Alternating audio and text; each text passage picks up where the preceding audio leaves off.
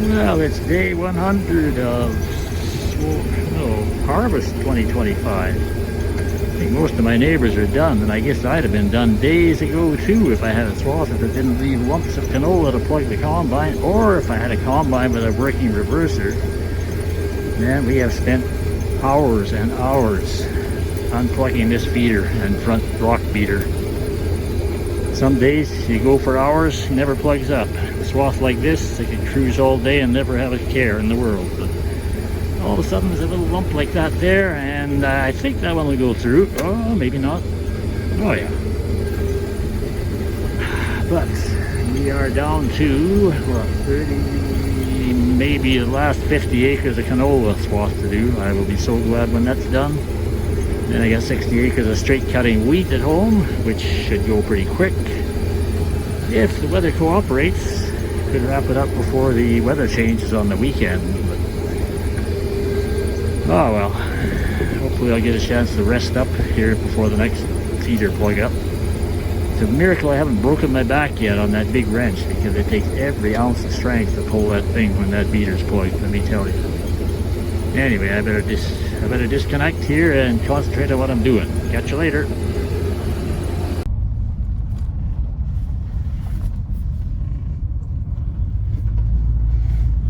Well, there's a nice sight.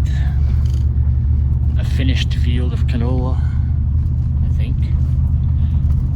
Yeah. You never know sometimes when you're working at nighttime. The odd time the next day you'll come along and find a swath that was hiding in the dark. But anyway, today I should finish up here, barring any possible complications I find on the combine. I got a bit of time here spent cleaning up the combine, obviously, covered with the typical dust cloud from canola. Look who's out here to meet me.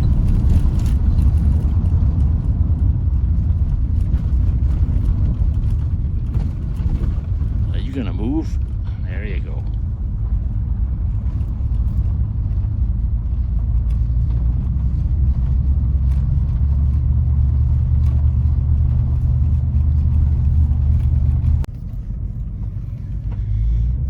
There was about 30 acres in this patch when I started yesterday evening. I worked till about 11:40 last night.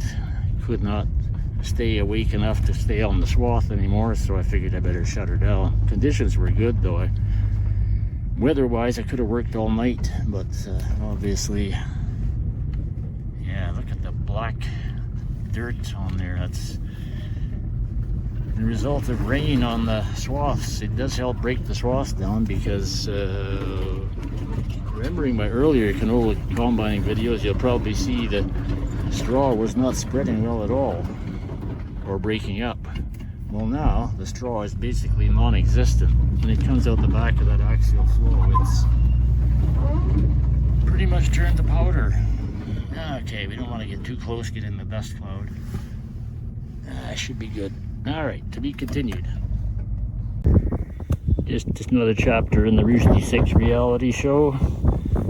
Just to show you my stupidity is boundless. I must have spent half an hour trying to get this grease gun to put out grease. I figured it had air in it. Almost a new gun. Full tube of grease in it. Nothing worked.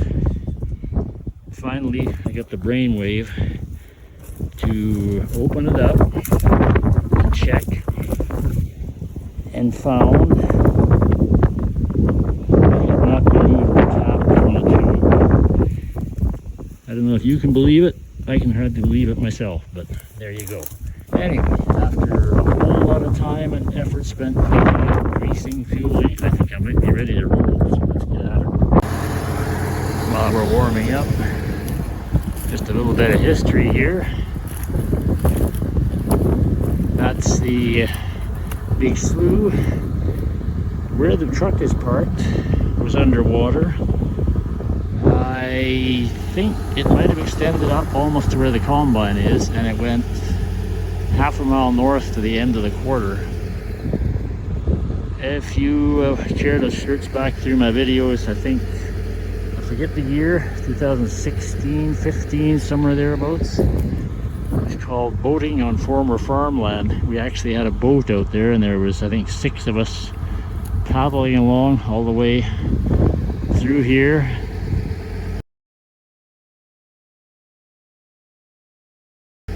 Through where those cattail bulrushes are, right up to the north end. Unbelievable, but I was there. Anyway, good to have the land back in production.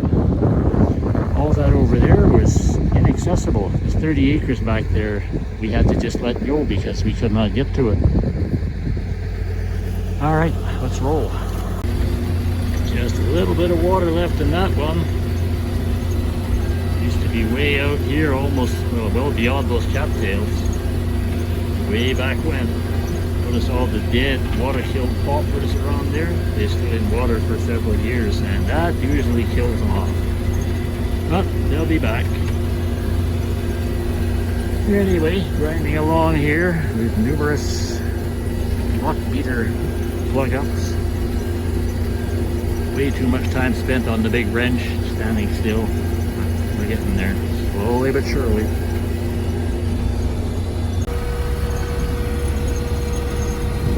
Well, there you go. We are done. The canola at the McDonald Hills farm. Finished up about 5:30. Gonna head home and change headers. Take off the pickup header, put on the 22-foot direct cut 1010, and I don't know, might do some tonight, but I got a feeling it's going to be dark by the time to get everything hooked up and ready to go. Got to set up the auger as well, which is still back behind me at the farm, but my helpers are in the process of unloading the last truckload, and they're going to get the truck and auger back here. Boy, this is one scenic part of the country. And all you folks that think Saskatchewan's flat as a pound cake,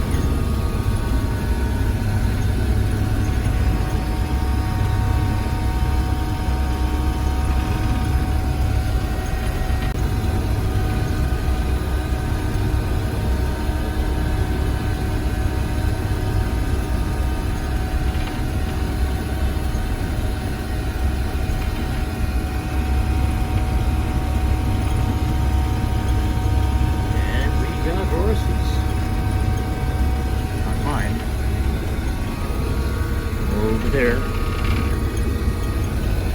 Okay, approaching the deep valley of the Jumping Deer Creek, so let's just pay attention to what we're doing here. Probably the most dangerous part of the journey.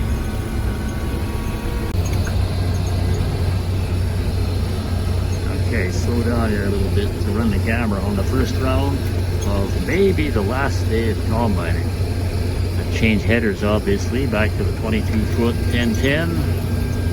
And cutting this last 60-acre field of wheat. As usual, I don't get into the field before noon. That's doing the bare minimum of preparation. I still didn't get to vacuum out the cab. That ain't gonna happen. Did run a dry rag over the windows, which, well, I've been hoping ever since harvest began I'd get a chance to wash them, but that didn't happen. So, anyway, this crop is fairly light and thin. This was actually, I used this for cattle pasture last summer, and consequently it would fall into the class of poor summer fallow. And poor summer fallow, you can pretty well guarantee, means a poor crop. Look at that thin. I could be going twice as fast here. It's a little better further in. Outside round's always a little poor beside the trees. Anyway, I better concentrate on what I'm doing here. I might shoot a little bit later on. Continued. I've probably pointed it out before in previous videos. This is the historic site known as the Old Setting, where they used to set up the thrashing machine and portable engine to do the thrashing. You know, there's sheaves, loads of sheaves in here, and run them through the thrasher, creating a huge straw pile right in around here on this level spot. Way before my time, of course, but I've been told that's how it was done. I know when this land was broken up in more recent years, you could tell in the soil there was actually residue from the burnt straw piles, sort of like, I don't know, ash or clinkers or such thing. And that was the sign of when they were done with the old straw pile, they would, what they hadn't used for cattle feed or bedding, they would burn. It's just the way it was done. More kochia. Anyway, we got some wheat showing up in the hopper, so that's the main thing. I better get going here and speed things up a little. Well, nearly 5 o'clock. Moving right along here. I'm doing a lot of acres per hour, but not that many bushels. Some places the crop's half decent, but other places thin and short, and I'm cutting mole hills trying to cut low enough to get all the crop. So I don't know if I'm going to be able to work after dark here or not. I guess we'll see. Well, that's just about it, folks. I think we're wrapping up harvest 2025. And I gotta say, this field is about the poorest crop of wheat I've ever grown since I've ever been farming. But it is what it is. It's just about done. It's the 9th of October. Right in the ballpark when I normally finish. Both cars parked over there, you can probably not see it.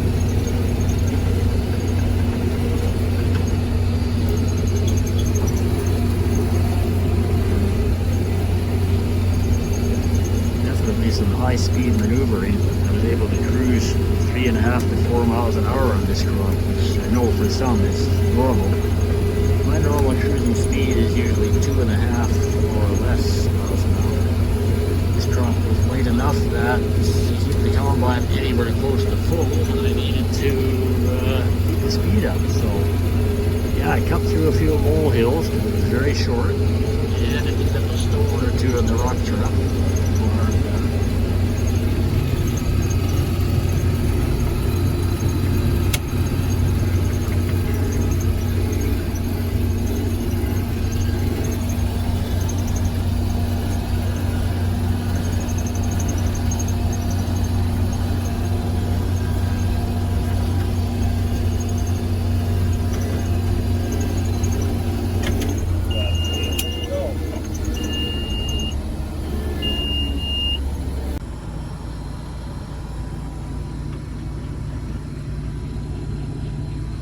Yep, that's it.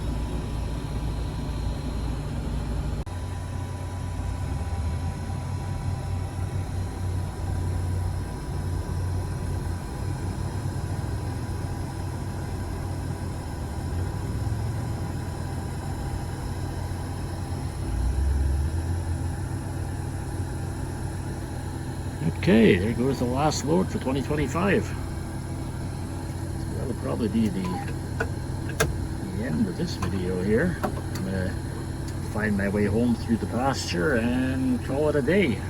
Done by 7 o'clock. That's an early night for me.